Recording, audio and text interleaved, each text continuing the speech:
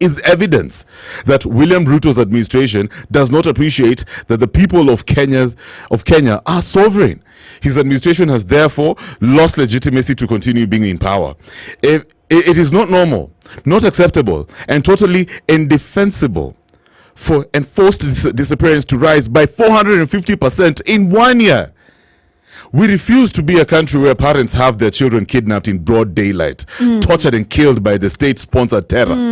Albert's murder is the last straw. The Ruto administration has for long now taken Kenyans for granted.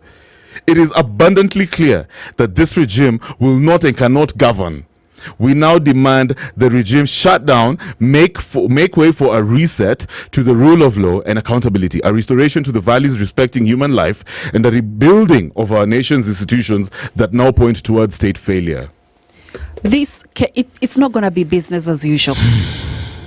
I plead with Kenyans. It cannot be business as usual. This man died in the hands of police who had no authority to take his life whatsoever. Yeah. And besides that, they just didn't even shoot him. They tortured him. Why? Now, let me tell you what's going to happen. Guys, forgive me because I'm going to sound kidogo spiritual. This is actually a spiritual moment we're in. You know why? Maybe God actually allowed this to happen so that we can have a serious conversation. We can sit down and call out injustice, because enough is enough. Many young Kenyans have lost their lives in the hands of police officers. You know, I'm at these so-called abductors. You know, and it's crazy. First of all, I actually agree with what the former CG has said. It's just literally right around the corner, the anniversary of the Mandamano, the Gen Z Mandamano, where we lost hundreds of young Kenyans. It's happening literally close to that. This is spiritual. We need to have a soul-searching moment right now and say it's not business as usual. The president, and I like the fact that he called out those police officers. Mr. President, show us that you're with us. Fire all those guys, whoever's responsible. From the top. Yeah, show us that you care. It doesn't matter. It doesn't matter who you know, even if you have to start afresh. Yeah? Just for the credibility of the police force, let everyone who's been found culpable to go. We have smarter Kenyans who care for Kenyans, who deserve to be in that position. I mean, those positions. We cannot continue like this, Naila. You know what this also indicates? It's not just about the headline.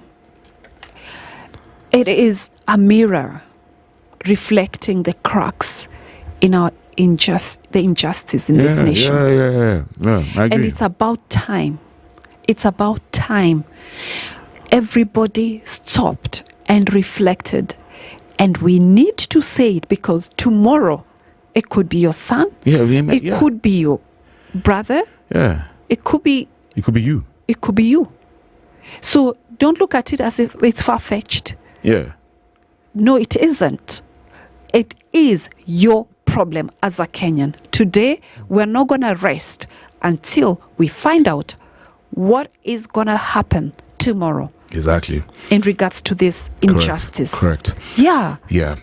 We need to make, I think we should normalize shaming, individuals in power who think they can misuse the responsibility. Not shaming. They need to just step out. Correct. Call them out. They need to step out. I mean, we're talking about lives. Yeah.